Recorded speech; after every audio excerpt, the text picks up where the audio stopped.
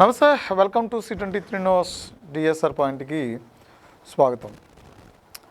ఈ మధ్యకాలంలో ఎస్ఐఆర్ ప్రక్రియ దేశం మొత్తం కూడా ఎస్ఐఆర్ ప్రక్రియ మొదలైంది. కారణం ఏంటంటే ఈ సర్ అనేది స్టార్ట్ అయిన తర్వాత పెద్ద ఎత్తున ఈ నకిలీ ఓట్లు, అదేవిధంగా చనిపోయినటువంటి ఓట్లు, ఇలాంటి అనవసరమైన ఓట్లు ఏవైతే ఉన్నాయో వాటన్నిటినీ కూడా తొలగించి కొత్త ముసాయిదాని సిద్ధం చేసింది ప్రభుత్వం, ఎన్నికల సంఘం చేసింది. దాని మీద అన్ని రాష్ట్రాల్లోనూ దేశవ్యాప్తంగా బిఎల్ఓలతో పాటు ఇతర శాఖల్లో పనిచేస్తున్నటువంటి చాలామందిని సిబ్బందిని కూడా వినియోగించారు. ఎందుకంటే ఓటు ఎంత విలువైంది అనే దాని మీద.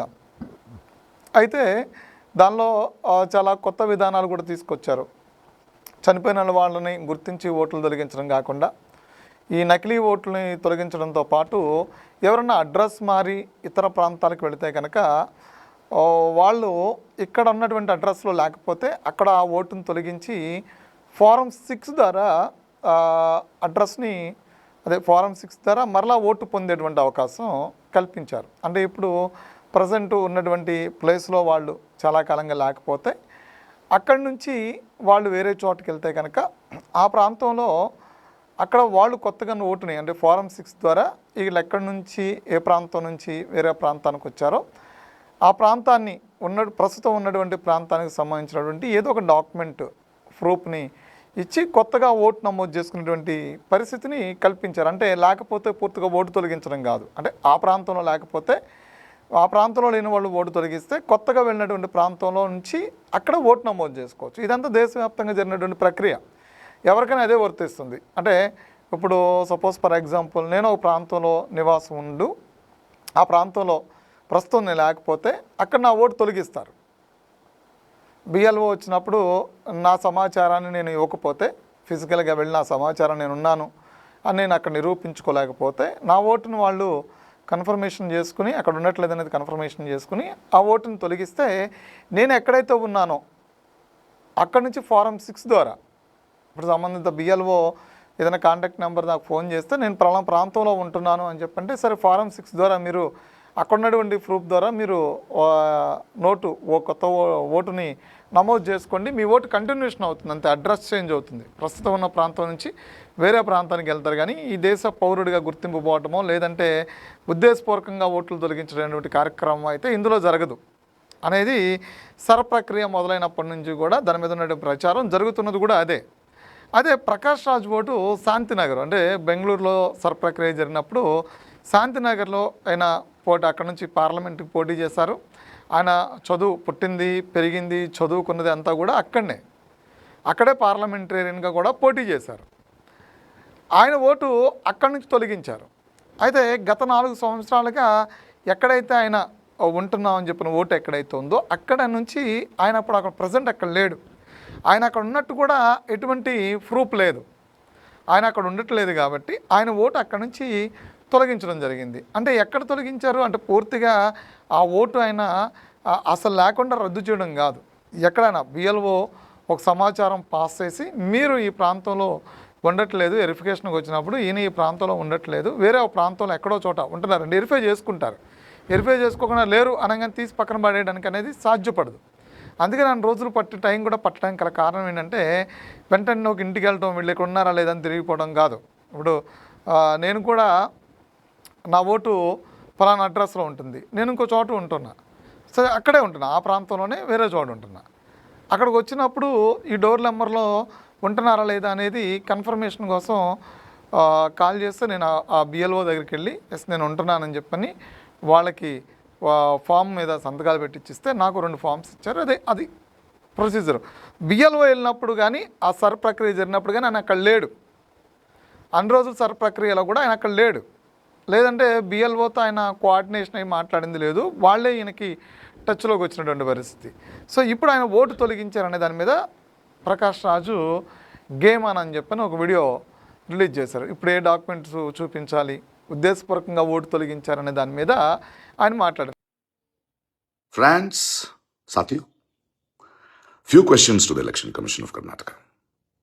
Isn't it true that you had put it on your website that my voter ID is permanently shifted. That means deleted. That I have to fill Form 6 and apply for a new voter ID.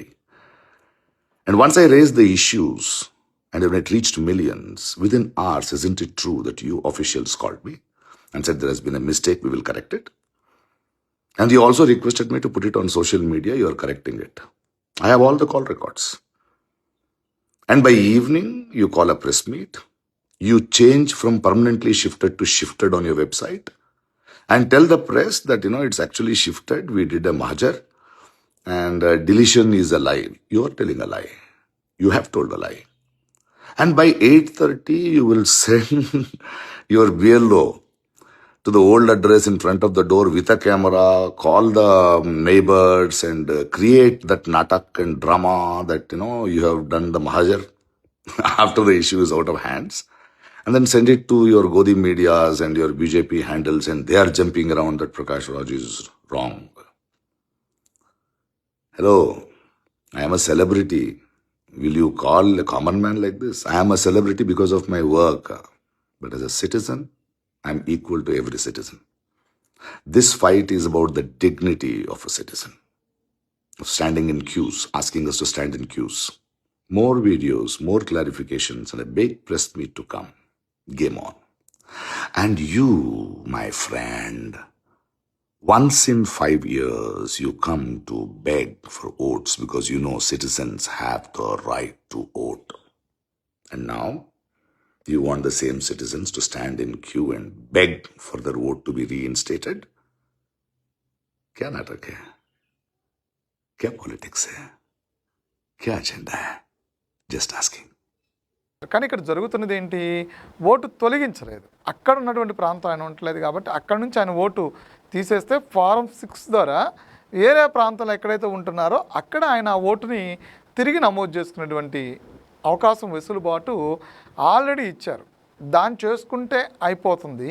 కానీ అలా కాకుండా ప్రకాష్ రాజ్ ఇంటెన్షనల్గా ఏం చెప్తున్నారంటే నా ఓటును తొలగించారు, ఇది ఉద్దేశపూర్వకంగా కావాలని చేసినటువంటి ఒక క్రియ కింద ఆయన చెప్తూ ఉన్నారు. దాని మీద ఆయన పెద్ద ఎత్తున ఉద్యమం చేస్తానని చెప్తున్నారు.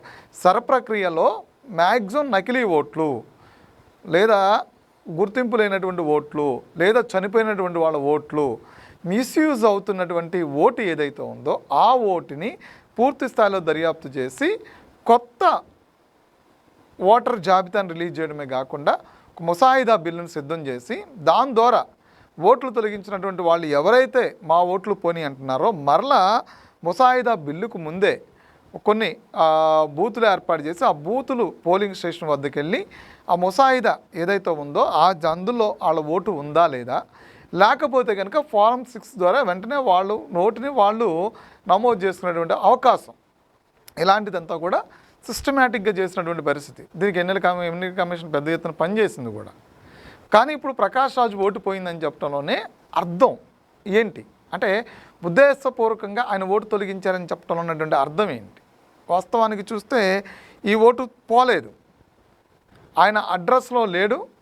అక్కడి నుంచి ఎక్కడైతే అడ్రస్లో ఉన్నారో అక్కడి నుంచి ఆయన ఆ ఓటుని నమోదు చేసుకోవాలి. నువ్వు ఎక్కడికి వెళ్తే అక్కడికి వెంటపడి ప్రభుత్వమే నీ వెనకాల వచ్చి నా ఓటుని నేను ఎక్కడుంటే అక్కడ వచ్చి ఓటు నమోదు చేసుకోవాలి అని చెప్పడం అనేది హాస్యాస్పదం.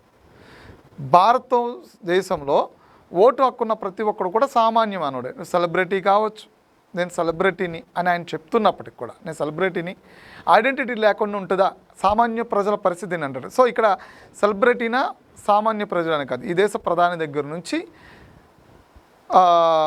కామన్ మ్యాన్ వరకు కూడా ప్రతి ఒక్కరికి కూడా పోలింగ్ స్టేషన్కి వచ్చి తనకున్నటువంటి ఓటును వినియోగించుకునేటువంటి ప్రక్రియ మాత్రమే రాజ్యాంగం ఇచ్చింది. ఓటు నమోదును కూడా మనమే వెళ్ళి నమోదు చేసుకునేటువంటి ప్రక్రియ మాత్రమే రాజ్యాంగం ఇచ్చింది. మన ఇంటికి వచ్చి ఓటు నమోదు చేసుకోవడాలు ఉండవు. ఈ దేశ ప్రధాని కదా అని చెప్పని ఆయన ఉన్నటువంటి ప్రధాని భవన్కి వెళ్ళి ఆయన దగ్గర ఓటు నమోదు ఆయన ఇంటికి వెళ్ళి ఓటు వేసుకుని బ్యాలెట్ పేపర్ తీసుకునో లేదంటే ఈవీ ప్యాడ్ ఈవీఎంలో తీసుకుని వెళ్ళి ఆయన దగ్గర ఓటు వేయించుకుని రారు. ఆయన కూడా ఆయన పరిసర ప్రాంతాల్లో ఉన్నటువంటి పోలింగ్ స్టేషన్కి వెళ్ళే ఓటు వేయాలి. ఓటు వేయటం ఎలాంటి ప్రక్రియ ఉందో ఓటు నమోదు కూడా సేమ్ ప్రక్రియ ఉంది. దాన్ని ఉద్దేశపూర్వకంగా నేను సెలబ్రిటీని అనేదాన్ని ఏదైతే అది ఉందో అది అహంకారానికి మాత్రమే పనిచేస్తుందేమో తప్ప రాజ్యాంగబద్ధంగా అయితే మన వాదన కరెక్ట్ కాదనేది స్పష్టం. Thank you. ఇప్పుడే C23 ఛానల్ను సబ్స్క్రైబ్ చేయండి, నోటిఫికేషన్ బెల్ను ఆన్ చేసేసేయండి. C23 ఛానల్ని సబ్స్క్రైబ్ చేసుకోండి. C23 ఛానల్ని సబ్స్క్రైబ్ చేయండి.